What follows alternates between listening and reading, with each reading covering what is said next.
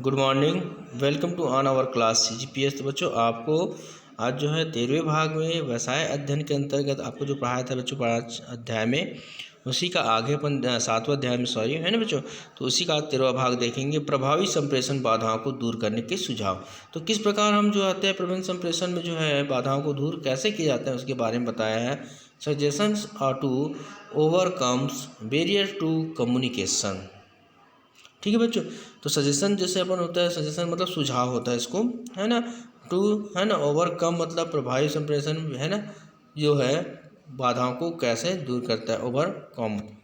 तो यहाँ पर देखेंगे व्यवसाय, व्यापार, प्रशासन सभी क्षेत्रों में संप्रेषण कार्य सर्वाधिक महत्वपूर्ण होता है। किसी भी क्षेत्र में हो, है ना, उसके लिए क्या होता है, व्यापार व्यवसाय जो है, व्यापार है ना, प्रशासन सभी के लिए आवश्यक होता है। इसमें आने वाली प्रमुख बाधाओं को दूर करने के लिए निम्न सुझाव दिए गए हैं। पहला, संप्रेषण योजना, मतलब जो योजना है उसको ठीक से ढंग से किया जाए, वही है इसको सुझाव है ना।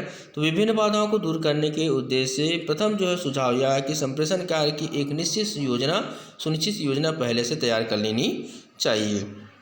तो उच्च अधिकारी व अधीनस्थों के मध्य जो है संपूर्ण संप्रेषण कार्य को सुनिश्चित योजना के तहत किया जाना चाहिए। मतलब जो भी कार्य कर रहे हो उसको सूचना के तहत जानकारी के माध्यम से करना चाहिए। अगला बच्चों दूसरा जो उपयुक्त भाषा का प्रयोग, मतलब जो भाषा का उपयोग कर रहे हैं वो सभी के लिए एक समान हो। संप्रेषण में भाषा का विशेष महत्व होता है। अतः पहला, सदैव सरल भाषा का प्रयोग करना चाहिए, जो भाषा बोलना है सरल भाषा में बोलना। दूसरा है, श्रोता व सदैव संदेश प्रभाव के स्तर के अनुरूप भाषा का चयन करना चाहिए। मतलब जो वहाँ पर सुनने वाला कार्य करने वाला है उन्हीं के अनुसार क्या होना चाहिए, संदेश का विस्तार होना चाहिए, सभी बाधा दूर हो सकता है। तीसरा है, भाषा में बहुअर्थी व भ्रमपूर्ण शब्दों का प्रयोग नहीं करना चाहिए। जो भाषा में जो आपको जो गलत कठिन शब्द लगे उसका प्रयोग वहाँ पर नहीं उपयोग करना है, ताकि वो समझने में दिक्कत ना हो। चौथा है बच्चों, हम तकनीकी शब्दों के प्रयोग से बचना चाहिए। मतलब जो तकनीक छोटा छोटा बोलकर उसको काम कर सकते हैं, ऐसे शब्दों के उपयोग से बचना चाहिए बोला गया है। ठीक। अगला बच्चों यहाँ पर देखेंगे तीसरा है, प्रत्यक्ष संप्रेषण, मतलब जो भी कार्य हो उसको प्रत्यक्ष रूप में करना चाहिए। संप्रेषण की बाधाओं से बचने के लिए यहाँ तक संभव हो तो प्रत्यक्ष संप्रेषण करना की कोशिश करना, मतलब साक्षात उपस्थित किए जाए।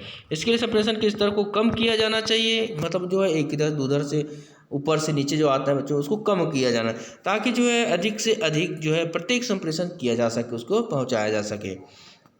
चौथा है बच्चों, आपसी सद्भाव व विश्वास, मतलब एक दूसरे को मिलजुल कर काम करना चाहिए, उन पर विश्वास रखना चाहिए, तभी संप्रेषण कार्य में जो बाधा आता है उसको दूर किया जा सकता है। तो संप्रेषण की विभिन्न समस्याओं व बाधाओं को दूर करने के लिए संगठन के विभिन्न स्तर पर आपसी सद्भाव विश्वास बनाए रखना आवश्यक है।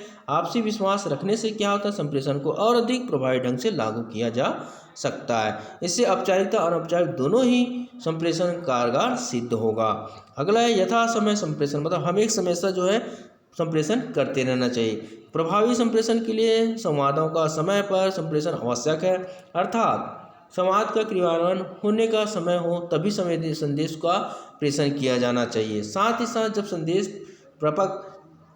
संदेश प्राप्त करने व उसके क्रियान्वयन के लिए मानसिक व शारीरिक रूप से तैयार हो तभी क्या संप्रेषण की कार्रवाई की जानी चाहिए, जिस समय उसको जरूरत हो। अगला है पदोन्नति नीति, मतलब संगठन में एक आदर्श पदोन्नति नीति होना चाहिए। मतलब जो है नीति जो बनाया जा रहा है तो पदोन्नति का आधार योग्यता, अनुभव, कर्तव्य निष्ठा, परिश्रम आदि होना चाहिए। मतलब जिसको लगन से काम कर रहा है। तो चापलूसी या अधिकारियों की प्रशंसा को पदोन्नति से अलग रखना चाहिए, इस प्रकार का उपयोग नहीं करना चाहिए। जैसे कामचोर व चापलूस व्यक्ति की पदोन्नति से अच्छे व योग्य कर्मचारी की कार्य क्षमता पर विपरीत असर पड़ता है। इससे क्या होता है, संपूर्ण संप्रेषण व्यवस्था बिगड़ जाता है। अगला है सुनने की आदत का विश्वास। तो यहाँ पर प्राय व्यक्ति करने सुनने पर कम ध्यान देता है और कराने व सुनाने को अधिक महत्व देता है, जबकि करने व सुनने का भी उतना ही महत्व होता है। अतः कर्मचारी एवं अधिकारियों में सुनने तथा कार्य करने की आदतों का विकास करना चाहिए। संपूर्ण संदेश को भली भांति क्या होता है, सुनकर, पढ़कर, समझकर निर्णय लिया जाए तो संप्रेषण की बाधाओं काफ़ी हद तक दूर की जा सकती है।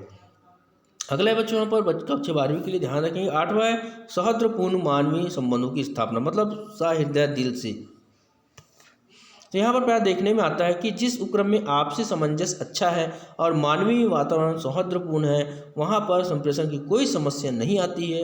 अतः कोशिश की जानी चाहिए कि उपक्रम में सर्वप्रथम अच्छे मानवीय संबंधों की स्थापना की जाए, जिससे संप्रेषण कार्यक्रम को प्रभावी ढंग से लागू किया जा सके। तो उपयुक्त सुझाव के अतिरिक्त आवश्यकता अनुसार और परिस्थिति के अनुसार आने वाली विभिन्न बाधाओं को दूर कर संप्रेषण व्यवस्था को प्रभावी बनाया जा सकता है। तो ठीक है बच्चों, आपके जो पाठ 7 जो है क्या हो रहा है, आपका निर्देशन के अंतर्गत में आपका पाठ समाप्त होता है बच्चों। ठीक है, नियुक्तिकरण पढ़ चुके हैं। आज के लिए बेटा गुड डे।